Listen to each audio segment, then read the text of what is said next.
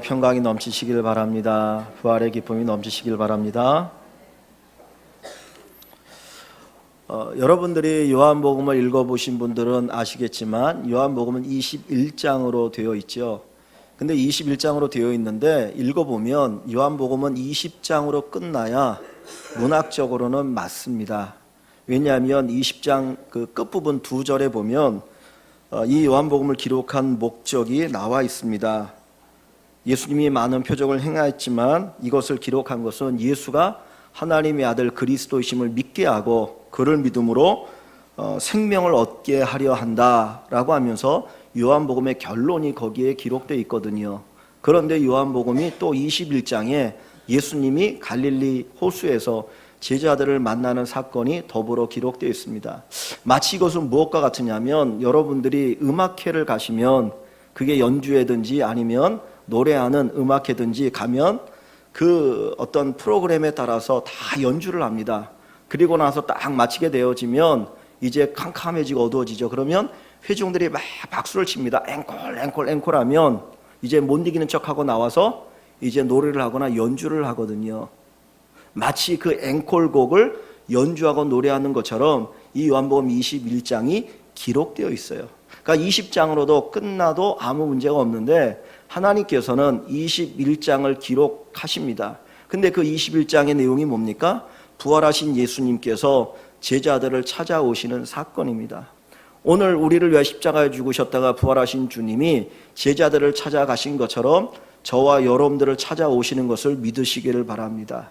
그 갈릴리 호숫가에서 주님이 놀라운 일을 행하셨던 것처럼 오늘 주님을 기다리는 부활의 주님을 만나기를 사모하는 우리 모든 성도들에게 하나님이 주시는 귀한 은혜가 있는 것을 믿으시고 그 은혜를 받으시기를 주의 이름으로 간절히 축원합니다.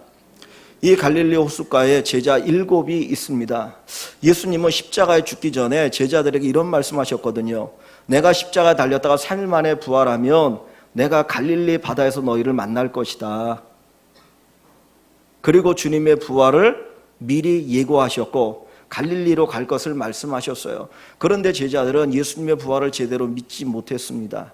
그래서 마리아가 예수님 부활을 전할 때에도 야 그게 진짜일까? 베드로도 의심했고 다른 제자들도 의심했고 도마는 내 눈으로 똑똑히 보기 전에 결코 믿을 수가 없다라고 이야기하죠. 그러니까 이 11명의 제자들, 가론 유다는 예수님 배신했으니까 11명의 제자들이 갈릴리 호숫가에 가야 되는데 오늘 본문에 보면 7명의 제자들이 갈릴리 호숫가에 가서 고기를 잡고 있습니다. 이것을 보면 그들이 예수님의 말씀을 믿었기 때문에 주님 만나기 위해서 갈릴리 호숫가로 간 것이 아니고 나름대로 낙심하고 절망하고 좌절했기 때문에 이제 우리 고기나 잡자, 우리 과거 인생으로 돌아가자 그 마음을 가지고 갈릴리 호숫가로 갔던 것 같습니다. 거기에서 이제 제자들이 더불어서 베드로를 중심으로 해서 7명의 제자가 고기를 잡는데 밤을 새며 고기를 잡지만 한 마리도 잡히지 않았습니다. 그때 누군가 찾아옵니다. 그리고는 멀리 떨어져 있는 그 제자들의 큰 소리로 외칩니다. 너희에게 고기가 있느냐? 제자들은 그 사람이 누구인지 몰랐습니다. 우리에게 고기가 없습니다. 우리가 밤새도록 고기를 잡으려고 수고했지만 고기를 잡을 수가 없었습니다. 그때 주님이 말씀합니다. 너희들의 배 오른편에 그물을 던져라. 그 말을 듣고 한번 해보지 그리고 그물을 던졌더니 정말 그물이 찢어질 만큼 많은 고기가 잡혔는데 오늘 본문에 보면 큰 물고기 153마리를 잡았다고 이야기합니다. 그 순간 베드로 옆에 있던 사도 요한이 눈이 띄어지면서 부활하신 예수님이다. 그 이야기를 듣고 베드로는 자기의 겉옷을 입고 물 위를 이제 어느 정도 뛸 수 있는 그 거리가 되었을 때 달려서 예수님 앞에 와서 무릎을 꿇었습니다. 그때 주님께서 그 제자들을 위해서 모닥불을 피워놓고 그리고 거기에다가 생선과 떡을 구워 주십니다.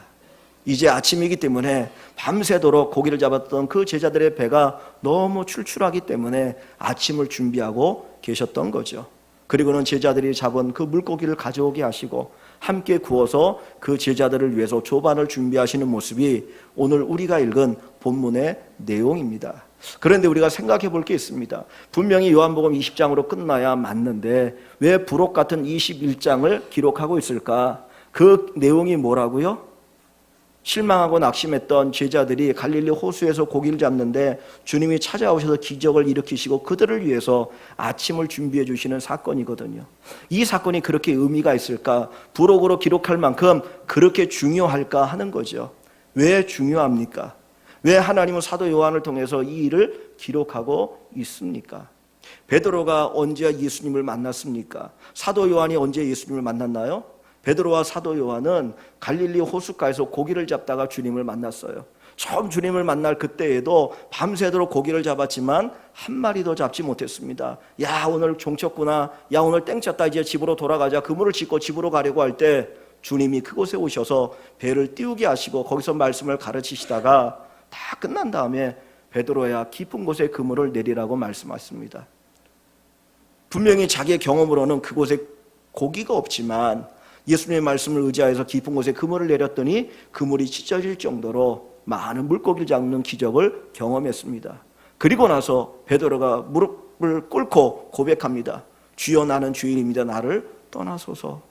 그 주님의 위대한 능력과 그 기적 앞에서 자기의 초라한 모습을 보는 겁니다. 자기 죄인 된 것을 발견했습니다. 그래서 엎드렸습니다. 나는 죄인입니다. 나를 떠나소서.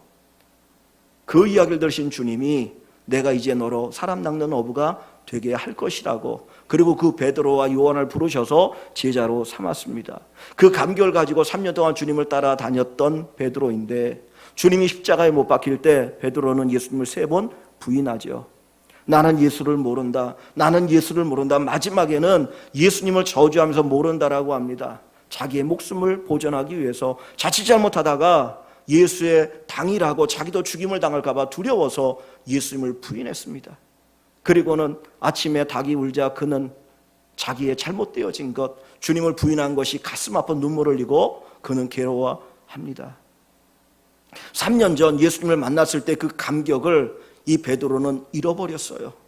처음 예수님을 따를 때 감격을 가지고 주님을 따랐지만 그 감격을 잃어버리고 이제는 다시 갈릴리의 과거 어부로 돌아가고 있는 겁니다. 그때 주님이 그 기적을 일으키심으로 그의 마음에 감격을 새롭게 하여 주십니다. 내가 처음 예수 만났을 때의 감격, 내가 처음 예수 만났을 때 그 기적, 내가 이 예수님을 이렇게 만나서 내가 주님의 제자가 되었는데 나는 뭔가 그 감격을 잃어버린 그 제자에게 주님은 다시 감격을 회복시켜 주시고 계시는 겁니다.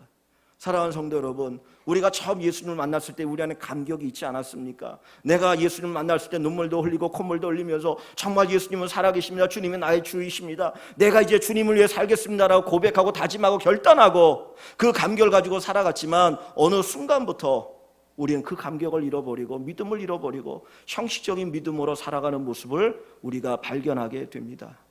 주님이 찾아오셔서 이 베드로에게 주시는 것은 뭡니까? 그 감격을 회복시켜 주시는 겁니다. 에베소 교회는 정말 좋은 교회였습니다. 바울이 그곳에서 목회했고 디모데가 그곳에 목회했고 정말 신실한 어떤 그 말씀 위에 서 있던 교회인데 어느 순간부터 그 교회가 첫사랑을 잃어버렸습니다. 주님 말씀합니다. 첫사랑을 회복하라. 왜 주님이 베드로를 찾아오셨나요? 왜 주님이 제자들을 찾아오셨습니까? 감격을 잃어버린 그 제자들에게 찾아오셔서 감격을 회복시켜 주십니다. 오늘 부활하신 주님을 여러분들이 만날 때 정말 여러분은 신앙의 새로운 감격을 회복하게 되어질 것입니다. 내가 첫사랑을 회복하는 것처럼 정말 주님과의 만남에 그 첫사랑을 회복하는 귀한 축복이 있기를 원합니다. 그 사랑만큼, 첫사랑만큼 귀하고 소중한 게 어디 있습니까? 그것만큼 달콤한 것이 어디 있습니까? 오늘 사랑하는 성도 여러분, 예수 그리스도를 통해서 여러분 안에 주님 만난 구원의 감격이 회복되어지는 귀한 은혜가 있기를 간절히 축원합니다. 베드로에게 있어서 모닥불은 너무나 가슴 아픈 기억입니다. 예수님께서 겟세마네 동산에서 로마 군병들에게 잡혀 안나스 대제사장 집에 끌려갑니다. 다른 제자들은 도망갔습니다. 무서워서. 근데 베드로는 그래도 수제자니까 내가 좀 따라가 봐야지, 주님이 어떻게 되는지 가봐야지. 그리고 안나스 대제사장 집에까지 왔는데 그런 자기 자신이 예수님의 제자라고 말할 수가 없었습니다.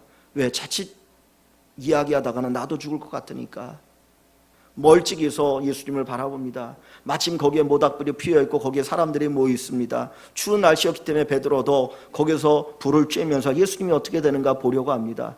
그때 한 여정이 그 베드로를 보면서 너도 예수의 당이라, 분명히 내가 당신이 예수와 함께 있었는 것을 보았다라고 얘기합니다. 베드로 나는 아니다, 나는 예수를 모른다고 하죠. 또 옆에 있는 사람이 맞아, 너는 예수의 제자야. 아닙니다, 나는 예수의 제자가 아닙니다. 또 조금 있다가 분명히 당신은 예수의 제자야 얘기합니다. 베드로는 저주를 하면서 예수를 욕하고 저주하면서 나는 결코 그 예수의 제자가 아니라고 합니다. 그때 닭이 울고 베드로는 자기가 예수님 부인한 것이 깨달아서 그는 뛰쳐나갔습니다. 모닥불하면 그는 예수님 부인한 그 생각이 떠오르게 됩니다. 우리가 트라우마라고 하는 말을 하죠. 자라보고 놀란 가슴 솥공 보고 놀란다고. 이 베드로는 항상 모닥불을 보면 자기가 예수님을 부인한 것 때문에 너무 괴로워서 견딜 수가 없습니다. 가슴이 아픕니다. 그래서 이 베드로는 예수님 부활하신 주님을 만나는 것을 기대하지도 못하고 그는 과거로 돌아가려고 했던 겁니다. 그런데 주님이 그 갈릴리 바다에 찾아오셔서 거기에 모닥불을 피워놓고 베드로를 위해서, 제자들을 위해서 떡을 굽고 생선을 구워서 조반을 준비해 주십니다. 과거의 모닥불은 내가 예수님을 부인했던 그 상징이었습니다. 그런데 주님께서는 그 모닥불을 피워놓고 그를 위해서 식사를 준비하심으로 그 모닥불이 주님에 대한 사랑, 이 베드로에 대한 예수님의 사랑을 보여주는 것이 되어집니다. 주님께서 베드로를 찾아오신 이유가 뭡니까? 제자들을 찾아오신 이유가 뭡니까? 상처를 회복시켜 주시기 위해서, 그 베드로 마음에 있는 아픔과 고통을 어루만져 주시기 위해서 주님이 찾아오셨던 것입니다. 오늘 우리 부활의 주님은 우리의 죄를 위해서 십자가에 죽으셨습니다. 그리고 살아나시고 우리에게 다시 찾아오시는 것은 우리가 이 땅을 살아가면서 겪는 그 상처, 아픔과 고통을 어루만져 주시기 위해서, 감싸 주시기 위해서 찾아오신다라는 거예요. 나 혼자 해결하지 못하고 끙끙거리는 그 아픔을 가지고 있을 때 주님 앞에 나오십시오. 부활의 주님을 만나십시오. 주님은 여러분의 아픔과 슬픔과 고통의 모든 문제를 해결해 주실 것입니다. 여러분의 아픔을 어루만져 주실 것입니다. 여러분의 잃어버렸던 그 감격을 새롭게 회복하여 주실 것입니다. 부활의 주님을 만나는 사람마다 치유의 역사를 경험합니다. 회복의 역사를 경험하게 됩니다. 미국 보스턴의 한 대형 병원 지하병실에 한 어린 소녀가 감금되다시피 입원해 있었습니다. 이 아이는 이 마음의 어둠으로 가득 차서 그것을 이기지 못하고 결국 정신병에 걸리고 말았습니다. 때로는 욕설을 퍼붓고 때로는 비명과 괴성을 지르면서 정말 막 부모가 어떻게 할 수 없으니까 병원에 입원을 시켰는데 의사들도 이 아이를 고치기 위해서 애를 써보지만 더 이상 고칠 수가 없었어요. 이 약을 써보고 저 약을 써보고 이런 방법 저런 방법을 해보지만 이 아이를 도무지 고칠 수가 없어서 의사들이 안 되겠다고 포기했습니다. 부모도 그 아이를 포기하고 면회 오는 것이 점점 뜸해집니다. 이제 모든 사람이 다 포기했습니다. 그런데 그 병원에 있는 한 늙은 간호사가 그 아이에게 다가갑니다. 그리고 예수님을 전하기 시작합니다. 예수님은 사랑의 하나님이셔. 예수님은 너를 위해 십자가 주셨고 3일 만에 부활하셨어. 그리고 복음을 전하고 예수님의 사랑을 전하기 시작합니다. 처음에는 거부하고 받아들이지 않습니다. 그런데 하루가 가고 이틀이 가고 한 주가 가고 한 달이 가고 두 달이 가고 석 달이 가고 이 아이가 점점 바뀌고 변화되어지니 6개월 만에 이 아이가 완전히 회복되었습니다. 예수님의 사랑, 부활의 주님을 만나게 되어지면 인생의 회복을 경험하게 됩니다. 세상 사람들은 포기했을지라도 부활의 주님을 만나면 우리 안에 온전한 회복의 역사가 일어나게 됩니다. 이 아이가 누구냐면 바로 설리번이라고 하는 사람입니다.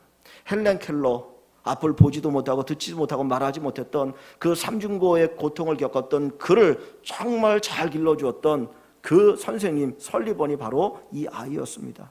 그가 부활의 주님을 만나고 나니까 아무것도 할 수 없는 그 어린 아이에게 다가가서 또 그를 양육하고 그를 가르치고 그가 위대한 사람이 될 수 있도록 만들어 주었던 거죠. 오늘 저와 여러분들이 부활의 주님을 만날 수 있기를 원합니다.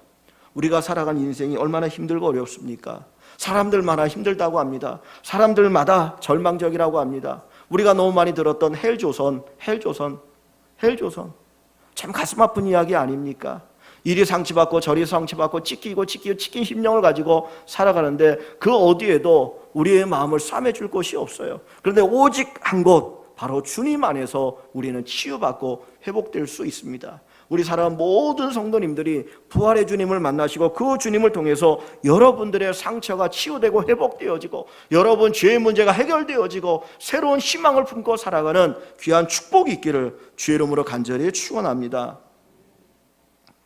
주님께서 베드로의 상처를 어루만져 주셨습니다. 그를 치료해 주셨습니다. 이제 베드로가 그 주님을 통해서 회복을 경험하게 됩니다. 그때 주님께서 베드로에게 물으십니다. 베드로야, 네가 나를 사랑하느냐? 여러분 같으면 뭐라고 대답하시겠습니까? 이 베드로는 감히 내가 주를 사랑한다라고 말하지 못하고 주께서 아십니다. 주님이 또 베드로에게 물어봅니다. 베드로야, 네가 이 사람들보다 나를 더 사랑하느냐? 베드로는 또 그때에도 감히 내가 주를 사랑합니다라고 대답하지 못하고 주께서 아십니다 고백합니다. 또 주님은 마지막 세 번째로 베드로에게 물어보십니다. 베드로야, 네가 나를 사랑하느냐? 내가 주를 사랑하는 줄 주께서 아시나이다. 과거의 베드로는 내가 주를 위하여 목숨도 버리겠다라고 호언장담했던 사람이죠. 그런데 주님을 부인하고 나니까 내 힘으로 주를 사랑할 수 있는 것이 아니구나 하는 것을 깨달았기 때문에 그는 감히 내가 주를 사랑한다라고 그는 호언장담할 수가 없었습니다. 주님은 그 이야기를 들으면서 베드로에게 세 번 말씀하신 것이 있습니다. 베드로야, 네가 내 어린 양을 먹여라. 베드로야, 네가 내 양을 치라. 베드로야, 네가 내 양을 먹이라고 말씀합니다. 무슨 의미입니까? 베드로에게 주님께서 사명을 주시는 거죠. 사실 주님을 부인했던 제자 아닙니까? 그렇게 호언장담하면서 주님이 가장 힘들고 어려울 때 겟세마네 동산에 기도할 때 특별히 그래도 세 제자 베드로, 요한, 야고보 이 세 제자를 데리고 그래도 수제자라고 그들을 데리고 나를 위해서 기도해달라고 했는데 그들은 그곳에서 잠을 잤거든요. 예수님이 붙잡혀 갈 때도 그들은 무능력했습니다. 오히려 주님을 다 버리고 도망갔습니다. 십자가에 달릴 때 외롭게 주님이 십자가 달리셔서 제자들은 어딘가 뿔뿔이 흩어져 버렸습니다. 그런 배신했던 제자들인데 부활의 주님이 찾아오셔서 그 베드로에게 귀한 사명을 맡기십니다. 무슨 사명이에요? 내 양을 먹이라. 그 얘기는 뭡니까? 내 교회를 네가 맡아달라는 거예요. 내 교회를 네가 맡아달라. 여러분 같으면 맡기실 수가 있겠습니까? 내가 그렇게 사랑했는데 네가 나를 배신해? 너는 자격이 안 돼. 그럼 맡기지 않을지 몰라요. 근데 주님은 그 베드로에게 가장 귀하고 소중한 주님의 몸된 교회를 맡기십니다. 삶의 소망을 주셨고 사명을 그에게 베풀어 주셨습니다. 오늘 우리가 부활의 주님을 만나게 되어지면 우리는 새로운 사명을 발견하게 됩니다. 내가 무엇을 위해서 살아야 될 것인가? 내가 무엇을 위해서 사는 것이 가장 값진 인생인가? 이 부분들을 새롭게 깨닫는 은혜의 역사를 체험하게 됩니다. 오프라 윈프리 여러분들이 잘 아시죠? 그는 미혼모의 딸로 태어났습니다. 나중에 자라서 그도 결국 미혼모가 되었습니다. 정말 비참한 인생입니다. 보잘것 없는 인생입니다. 드러낼 것 아무것도 없는 인생인데 그가 예수님을 만나고 난 이후에 그가 나중에 책에서 자기 인생의 4가지 사명을 이야기합니다. 첫째, 남들보다 더 가진 것이 있다면 그것은 복이 아니라 사명이다. 남들보다 아픈 상처가 있다면 그것은 고통이 아니라 사명이다. 남들보다 더 설레이는 꿈이 있다면 그것은 망상이 아니라 사명이다. 남들보다 더 부담되는 어떤 것이 있다면 그것은 강요가 아니라 사명이다. 이 오프라 윈프리는 자기 삶의 모든 것이 사명임을 깨달았습니다. 우리가 인생을 살아가면서 정말 부활의 주님을 만나고 나면 내가 가지고 있는 모든 것이 사명임을 알게 됩니다. 부유합니까? 그것이 사명입니다. 내 안에 고통과 상처, 아픔이 있습니까? 그것도 사명입니다. 그래서 어떤 분은 상처 입은 치유자란 말을 쓰고 있어요. 상처 입은 치유자. 상처받은 사람만이 남을 치유할 줄 안다라는 거예요. 이 오프라 윈프리는 그 고통 속에서 그 모든 것이 하나님의 사명이구나 하는 것을 깨닫습니다. 그렇기 때문에 그는 위대한 일을 할 수가 있었던 것이죠. 오늘 사랑하는 성도 여러분, 부활의 주님이 우리를 찾아오십니다. 우리에게 사명을 주십니다. 우리 인생의 목적을 주십니다. 내가 무엇을 위해서 살아갈 것인가? 내가 무엇을 위해서 살 것인가? 내가 어떤 길을 걸어갈 것인가? 이 부활의 주님 앞에서 다시 한번 돌아볼 수 있기를 소원합니다. 이 사도행전에 보면 이 부활의 주님을 만난 베드로가 사명자의 삶을 살아가는 것을 보게 됩니다. 성전의 미문에서 안진뱅이를 만나게 되죠. 그는 이제까지 걸어보지 못했던 사람입니다. 그런데 그가 다가갑니다. 내게는 은과 금이 없지만 내게 있는 것 곧 나사렛 예수 그리스도의 이름으로 명하노니 일어나 걸어라. 그냥 지나갈 수 있었어요. 그러나 그는 그 사람을 보고 외면하지 않았습니다. 예수님의 이름으로 그 안진뱅이를 고쳐줍니다. 예수님의 이름으로 뭔가를 행하는 사명자가 되었습니다. 당당하게 외칩니다. 사람들이 야 베드로가 안진뱅이를 고쳤대. 베드로 때문에 안진뱅이가 일어났대. 그때 하는 이야기가 내가 그를 고친 것이 아니라 내가 믿는 예수 그리스도가 그를 고쳤다라고 얘기합니다. 너희가 예수를 십자가에 못 박았으나 하나님이 살리셨다. 그 예수를 믿어야만 구원을 얻는다라고 담대하게 얘기합니다. 예수 외에는 구원받을 만한 이름을 우리에게 주신 일이 없다라고 이 베드로가 성전에서 선포하기 시작합니다. 그것 때문에 매를 맞습니다. 그것 때문에 옥에 갇힙니다. 그러나 포기하지 않았어요. 3,000명이 회개하고 5,000명이 회개하게 되어집니다. 베드로는 무슨 삶을 살아갑니까? 사명자의 삶을 살아갑니다. 오늘 우리가 베드로처럼 무슨 그런 사도적인 삶을 살아난 것이 아닙니다. 내가 왜 살아야 되는지, 내가 무엇을 위해서 살아야 되는지를 부활의 주님을 통해서 다시 발견할 수 있기를 원합니다. 내 삶의 현장에서, 내가 가정에서, 직장에서, 학교에서 내가 어떤 삶을 살아야 될 것인가를 발견하는 사람이 정말 복되고 행복한 사람입니다. 세상에 세 종류의 사람이 있다고 합니다. 자기를 위해서 일하는 사람, 일을 위해서 일하는 사람, 하나님을 위해서 일하는 사람. 여러분은 어디에 속하십니까? 똑같은 일을 하지만 나를 위해서 일하는 것이 아니라, 일을 위해서 일하는 것이 아니라 하나님을 위해서 일하는 분들이 되기를 바랍니다. 하나님이 도우시는 것을 경험하기를 원합니다. 사명을 가지고 살아갈 수 있기를 원합니다. 키에르케고르라고 하는 철학자, 우리는 철학자를 알고 있죠. 그분이 22살 때 그는 고민했습니다. 정말 내가 죽음 앞에서 무엇을 하며 살 것이냐, 내 사명이 무엇인가에 대해서 그가 깊이 고민하는 가운데 그는 평생 하나님 중심의 삶을 살 수가 있었습니다. 여러분, 우리는 무엇을 위해서 살아야 합니까? 무엇 때문에 살아야 합니까? 로마서 14장 8절에 보면 바울 사도는 이렇게 고백합니다. 우리가 살아도 주를 위하여 살고 죽어도 주를 위하여 죽나니 그러므로 사나 죽으나 우리는 주의 것이로다. 살아도 주를 위하여 살고 죽어도 주를 위하여 죽나니 사나 죽으나 우리는 주의 것이로다. 정말 여러분들에게 이 고백이 있습니까? 이 고백이 우리의 고백 되기를 원합니다. 부활의 주님을 만난 우리들이 이 고백을 할 수 있기를 원합니다. 바울 사도는 부활의 주님을 만나고 나서 내가 죽는 것이 낫다, 저 천국에 가는 것이 낫다라고 고백하면서도 이 땅 위에서 무엇을 위해 살지를 알았습니다. 사랑하는 성도 여러분, 주 안에서 우리의 삶의 꿈을 발견하시고 비전을 발견하시고 정말 주님이 내게 무엇을 원하시는지 우리 인생의 목적을 새롭게 발견하시는 귀한 성도님 되시기를 주의 이름으로 간절히 축원합니다. 세 번째로, 이 부활의 주님께서 베드로를 찾아오셔서 그를 치료하시고 그에게 사명을 주신 후에 이 베드로가 궁금한 게 있었습니다. 그것은 뭐냐면 주님의 말씀을 듣고 그가 궁금한 게 있었던데, 그 주님께서 이런 말씀하셔요. 18절을 보시면 내가 진실로 진실로 내게 이르노니 네가 젊어서는 스스로 띠띠고 원하는 곳으로 다녔거니와 늙어서는 내 팔을 벌리리니 남이 내게 띠띠우고 원하지 아니하는 곳으로 데려가리라. 이 말이 뭐냐면, 베드로야, 네가 젊었을 때는 네 마음대로 살았지. 근데 이제 나이가 먹으면 네 마음대로 못 산다. 네 마음대로 못 살고 하나님이 너를 이끄는 대로 네가 살아가게 되어질 거야.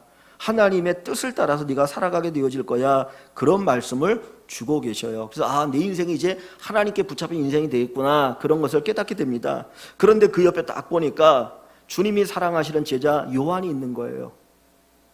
근데 주님이 특별히 요한을 사랑하셨거든요. 성만찬할 때도 이 요한은 주님의 품에 안겨서 있었잖아요. 그러니까 아마 베드로는 항상 관심이 있었던 것 같아요. 저 주님이 사랑하는, 특별히 사랑하는 저 요한은 어떻게 될까? 그래서 주님에게 물었습니다. 주님, 저 요한은 어떻게 되겠습니까? 라고 물었습니다. 그때 주님께서 주시는 말씀이 22절입니다.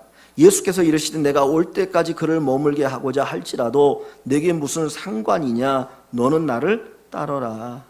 야 베드로야, 요한이 어떻게 살든지 너 그거 상관하지 말고 너는 나를 따라와. 너는 네 인생을 살아.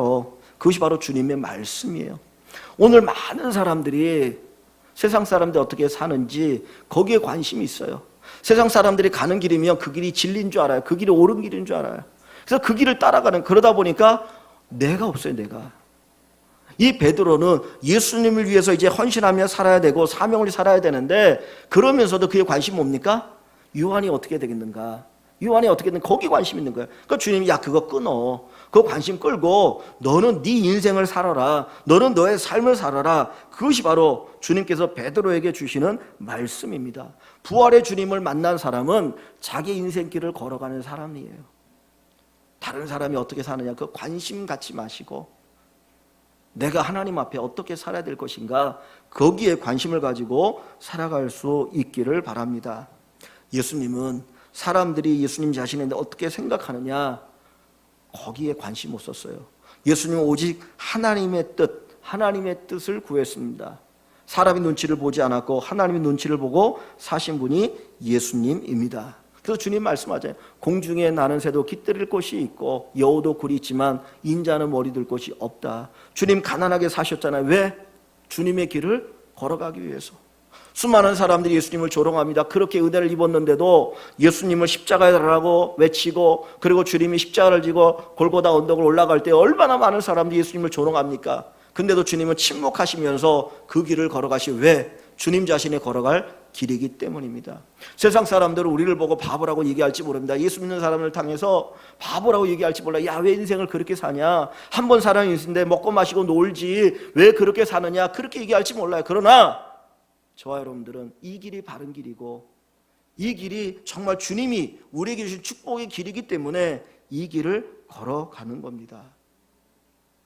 종교 권력자들이, 정치 권력자들이 예수님을 박해했습니다. 그냥 적당히 타협했으면 굳이 십자가 지지 않아도 되었습니다. 그러나 예수님은 사람들의 조롱을 받으면서도 묵묵히 그 길을 걸어갑니다. 오늘 주의 제자가 된다고 하는 것은 우리가 걸어가야 될 길을 걸어가는 거예요. 세상 사람들의 눈치를 보며 사는 것이 아니라 정말 이것이 진리라고 한다면, 그것이 주님 가신 길이라고 한다면 그 길을 담대하게 걸어가는 사람, 바로 부활의 주님을 만난 사람들입니다. 베드로가 성전에서 안진병을 고치고 설교를 하니까 이 종교 지도자들이 잡아가지고 협박을 합니다. 다시는 예수님의 이름을 전하지 말라, 예수의 이름으로 말하지 말라고 협박을 하죠. 그때 베드로가 한 이야기가 있습니다. 내가 사람의 말을 들으랴 하나님의 말을 들으랴. 사람의 말을 들으랴 하나님의 말을 들으랴. 오늘 여러분은 누구의 음성 귀를 기울이십니까? 사람의 말에 귀를 기울입니까? 하나님의 말에 귀를 기울입니까? 하나님의 말을 따라가고 있습니까? 사람들의 말을 따라가고 있습니까? 이 베드로는 그 위협과 협박 앞에서도 담대하게 말합니다. 나는 하나님의 말을 따라 살겠노라. 나는 이 길을 걸어가겠노라. 너희는 좁은 문으로 들어가고 좁은 길로 가라고 주님 말씀합니다. 세상 사람은 넓은 문, 넓은 길로 들어가죠. 그 길로 갑니다. 그런데 우리가 가는 길은 넓은 길이 아닙니다. 넓은 문이 아닙니다. 좁은 문이요, 좁은 길입니다. 왜? 그 길이 주님 가신 길이고, 그 길이 영생의 길이고, 그 길이 진리의 길이고, 그 길이 마지막에는 축복의 길이기 때문에 우리는 그 길을 걸어가는 것입니다. 부활의 영광을 아는 사람은 이 길을 갈 수 있어요. 부활의 영광을 아는 사람은 담대하게 이 길을 걸어갈 수 있습니다. 우리 사랑하는 성도 여러분, 부활의 영광을 아시고 우리가 나중에 주님과 더불어서 우리가 부활하게 될 것을 바라보시면서 이 영광의 길을, 이 좁은 길이지만 진리의 길을 걸어갈 수 있는 저와 여러분들이 되기를 소원합니다. 우리는 세상을 바라보면서 참 썩었다라고 얘기합니다. 부패했다고 얘기합니다. 그렇게 비난하면서도 우리 자신도 알게 모르게 그 세상의 그 길을 걸어갈 때가 많이 있어요. 썩었어. 이제 국회의원 선거가 이제 시작되었죠. 아마 많은 분들이 내가 정치판을 바꾸겠다, 정말 부패한 이 정치판을 바꾸고 뭔가 새로운 일을 하겠다라고 이제 얘기를 하면서 선거를 합니다. 운동을 합니다. 그런데 우리가 나중에 보면 그분이 그분인 것 같아요. 어떻게 보면 살아남기 위해서 그런지도 모르겠습니다. 저는 잘 모르겠어요. 정말 어떻게 보면 바른 길을 걷는다는 게 외롭습니다. 외톨이가 될 수도 있습니다. 사람들에게 손가락질을 당할지도 모릅니다. 그럼에도 불구하고 내가 손해를 본다 할지라도, 사람들에게 천대를 받는다 할지라도 진리의 길을 걸어가면, 그런 사람들이 한 사람 두 사람 많아지면 이 사회는 바뀌지 않겠는가 하는 겁니다. 왜 한국에 그리스도인들이 그렇게 많은데, 왜 사회가 변화되지 않습니까? 우리가 알고 있지만 그 진리의 길을 걷지 않기 때문입니다. 진리를 알지니 진리가 너희를 자유케 하리라. 정말 저와 여러분들이 진리를 아시는 사람들입니까? 부활의 진리를 아십니까? 그렇다면 진리를 따라서 살아가시고 진리를 통해서 진정한 자유를 누릴 수 있기를 소원합니다. 살아있는 물고기는 물을 거슬러 올라갈 줄 압니다. 죽은 물고기는 결코 물을 거슬리는 법이 없어요. 그러나 살아있으면 작은 물고기일지라도 물을 거슬러 올라갑니다. 우리 안에 부활의 생명이 있습니까? 우리 안에 예수의 생명이 있습니까? 그렇다면 이 세상을 거슬러 올라갈 수 있기를 원합니다. 좁은 길을 갈 수 있기를 원합니다. 야, 다른 사람이 어떻게 하지 상관 말고 너는 나를 따라라. 이 길이 진리의 길이냐, 이 길이 구원의 길이냐, 이 길이 의의 길이냐, 그렇다면 이 길을 따라오라고 하는 주의 말씀을 저와 여러분들이 다시 한번 기억하기를 원합니다. 부활하신 주님이 제자들을 찾아오셨습니다. 오늘도 부활의 주님은 우리를 찾아오십니다. 매일 매 순간 우리를 찾아오셔서 우리를 위로하시고 우리를 격려하시고 우리 안에 아픔과 고통과 상처를 어루만져 주시고 우리에게 삶의 목적을 깨닫게 하시고 우리 인생을 살게 하십니다. 정말 값이 있는 인생, 정말 가치 있는 인생, 야, 잘 살았구나, 하나님 앞에 부끄러움이 없는 인생을 살게 하실 줄 믿습니다. 이 부활의 주님을 만나는 우리 모든 일광의 식구들 되시기를 주의 이름으로 간절히 축원합니다.